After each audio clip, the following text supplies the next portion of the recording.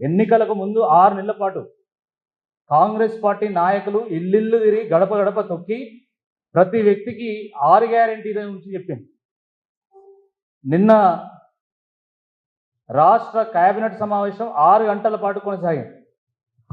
6 గంటల పాటు కేబినెట్ సమావేశం పెడితే దాంట్లో కనీసము 6 గ్యారెంటీలను పక్కన పెట్టండి, కనీసము అర గ్యారెంటీ గురించి కూడా క్లారిటీ ఇవ్వలేదు.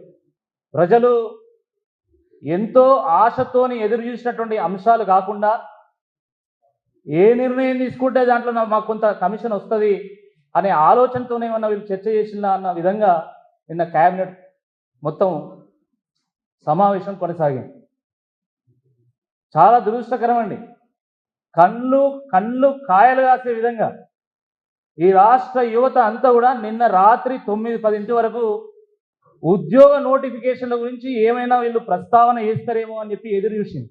మీడియా మిత్రులు కూడా నిన్న మీకు 10-11 అయింది దాని డీటెయిల్స్ రావడానికి. కానీ తీరా చూస్తే కొండను తవ్వి ఎలుకను పట్టినట్టు మొత్తం కేబినెట్ సమావేశంలో వాళ్ళ ప్రజలకు చేసింది ఏందా అంటే గుండు సున్నా, ఏం లేదల్లా. మేము అధికారంలోకి వస్తే ఏడాది కాలంలోనే 2 లక్షల ఉద్యోగాలు ఇస్తామన్నారు. ఇప్పటి వరకు కనీసం 10,000 ఉద్యోగాలు కూడా ఇచ్చినటువంటి పాపాన పోలే ఈ ప్రభుత్వం. పోనీ పెట్టక వీళ్ళు కేబినెట్ సమావేశం పెట్టిండ్రు, 4-5 రోజుల నుండి ఊరిస్తా వస్తున్నారు. జూన్ 2 తెలంగాణ రాష్ట్ర అవతరణ దినోత్సవం.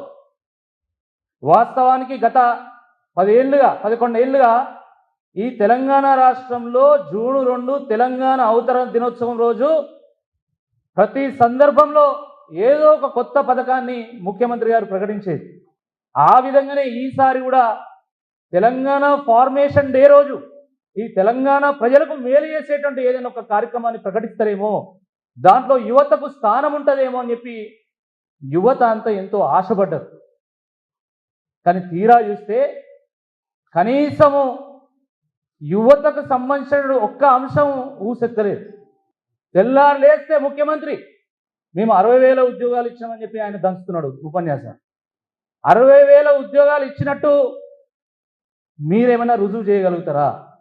ఎస్, కేటీఆర్ గారు, హరీష్ రావు గారు ప్రతి సమావేశంలో చెప్తున్నారు, మేమిచ్చినటువంటి నోటిఫికేషన్ల ద్వారా వచ్చినటువంటి ఉద్యోగాలు 50,000 అయితే మీరిచ్చినటువంటి నోటిఫికేషన్ల ద్వారా వచ్చినటువంటి ఉద్యోగాలు 10,000కు తక్కువనే. మా దగ్గర ఆధారాలు ఉన్నాయని చెప్పారు. నేను స్వయంగా ఆర్టీఐ వేసినటువంటి సమాచారాన్ని హైదరాబాద్లో తెలంగాణ భవన్లో మీడియాలో ప్రస్తావిస్తూ మరి ఆధారాలు చూపెట్టిన. మరి ముఖ్యమంత్రి గారు ముక్కు నేలకు రాస్తారా? ఇప్పుడు ఒక ముఖ్యమంత్రి మాట్లాడితే దాని శాంక్టిటీ ఉండాలా, అది